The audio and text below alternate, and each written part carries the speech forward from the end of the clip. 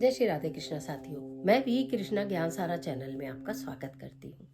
बात कर लेते हैं, क्या एक छोटी सी चींटी भी सारे ग्रहों को आपके अनुकूल कर सकती है? क्या एक छोटी सी चींटी में सारे ग्रह सम्मिलित हैं? क्या एक छोटी सी चींटी की सेवा करने से हमारे सारे ग्रह हमारे अनुकूल हो जाएंगे और हमारे जीवन के कष्ट और परेशानी दूर हो जाएंगी? क्या आप जानते हैं? नहीं? तो आज की वीडियो में यही जानकारी लेकर मैं आपके बीच में बात कर रही हूँ। अपने ग्रहों को ठीक करने की बात कर रही हूँ, अपने कर्मों को स्ट्रॉन्ग करने की बात कर रही हूँ, अपने जीवन को सुखमय बनाने की। पहले के समय में कोई ज्योतिष को नहीं जानता था और बहुत सारी चीज़ें लोग किसी से पूछते नहीं थे, लेकिन क्या करते थे, घर की महिलाएं गाय को, कुत्ते को, पक्षियों को और जमीन पे रेंगने वाले कीड़े मकोड़ों के लिए भोजन अवश्य निकाला करती थी। प्रत्येक घर में आपने, यदि आपको ध्यान हो, मुझे कमेंट बॉक्स में लिख के बताना कि किन की मम्मी और किन की नानी, किन की दादी ये सब काम करती थी और कौन आज के टाइम में भी इन कामों को करता है, और जो करता है निश्चित उसके घर में परिणाम देखने के लिए मिलते हैं। ये मेरा दावा है। तो पहले के समय में पहली रोटी गाय के लिए बड़ी श्रद्धा के साथ बना दी जाती थी। महिलाएं बड़े पवित्र भाव से चीज़ों को करती थी। बाद की रोटी कुत्ते को दी जाती थी। कुछ बची हुई रोटी खाना जो था, तोड़ तोड़ के टुकड़े पक्षियों को डाल दिए जाते थे। चींटियों के बिलों के पास डाल दिए जाते थे। कहते राहु केतु क्या है? जमीन पर रेंगने वाले जंतु। अगर एक चींटी, छोटी सी चींटी हमारे सारे काम बना सकती है, ये बात तो उन्हें नहीं पता थी कि चींटी बनाएगी कि नहीं बनाएगी।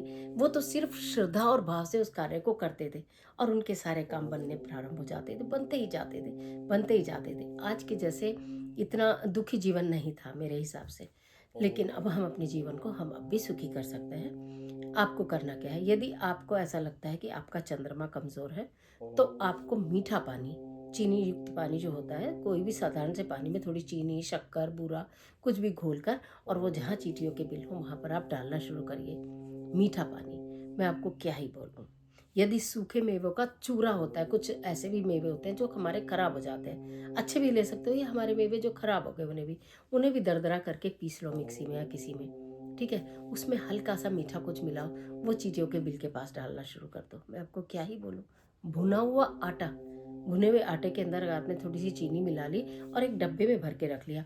प्रतिदिन घर से जो भी जा रहा है, खासतौर से कार्य अगर पुरुष और बच्चों से करवाए जाए, तो मैं आपको बता नहीं सकती कितने रिजल्ट बढ़िया देखने के लिए मिलते हैं। बच्चों को मानसिक शांति मिलती है, बच्चों को मानसिक तृप्ति मिलती है, बच्चे गलत राह में नहीं जाते, बच्चे गलत संगति में नहीं जाते, बच्चों के मन में जीव जंतु के प्रति दया का भाव पैदा होता है और उन्हें वो दुआएं मिलती हैं, वो आशीष मिलते हैं जो उन्होंने कभी सपने में सोचे भी नहीं थे और आपने भी नहीं सोचे थे।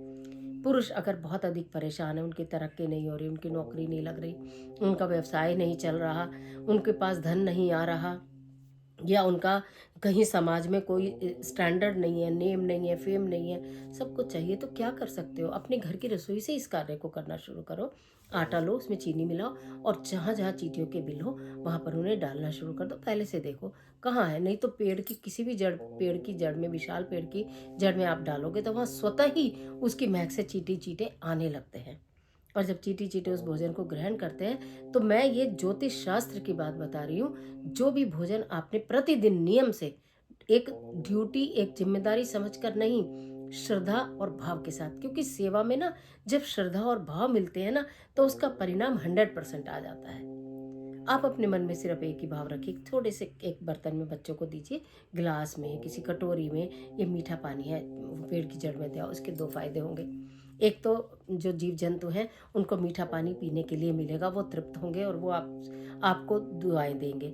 और दूसरा, जिस भी पेड़ की जड़ में आप मीठा जल अर्पित करते हैं, हर हमारे यहाँ अनेकों दिव्य वृक्ष हैं जिनमें देवी देवताओं को वास माना जाता है। प्रतिदिन यदि आपने उसमें जल अर्पित करना शुरू कर दिया मीठा, आपको क्या ही बोलूं। मतलब आप सोच के देखिए कि आपका कोई इसमें पैसा नहीं लग रहा, आपका कोई इसमें खास समय भी नहीं लग रहा, इसमें कोई ज़्यादा पुरुषार्थ भी नहीं लग रहा, ठीक है, लेकिन फिर भी आपके ग्रह सारे ठीक होने लग रहे हैं, फिर भी आपके कार्य बनने लग रहे हैं, फिर भी आपके घर से लड़ाई झगड़े कलेश चिंता सारी दूर हो रही है, फिर भी आपके घर से नेगेटिविटी बाहर जा रही है, तो कितनी अच्छी बात है। तो इस कार्य को करना प्रारंभ करिए। भुने हुए आटे में चीनी मिला के डिब्बे में रखिए, थोड़ा थोड़ा करके बिल में जहाँ भी कहीं चींटी चींटे हों वहाँ डलवाना शुरू करिए, मीठा जल डलवाना शुरू करिए। साथ ही साथ जो आपके मेवे घर में हैं, खराब हो गए या कैसे भी हैं, उनको भी थोड़ा थोड़ा बारीक करके और उसमें मीठा मिलाकर जहाँ भी कहीं पोखर हो, जो वो होती है ना खोर पेड़ की, जड़ में या जहाँ भी चींटियों के बिल हो। हाँ, साथ ही साथ इस बात का ध्यान रखें, बच्चों को भी सिखाएं, कहीं भी जमीन पे कोई कीड़ा दिखाई दे रहा हो उससे बच के निकलें। बहुत सारी चींटियां देखा है एकदम एक के पीछे एक खाना लेके लाइन बना के जा रही होती है। बच्चे देख के खुश तो होते हैं परंतु चप्पल रख देते हैं। ऐसा ना करें, बच्चों को ये भी सिखाएं। और जब बच्चा आपका भोजन देने लगेगा, निश्चित उसके मन में प्रेम का भाव जागृत होगा।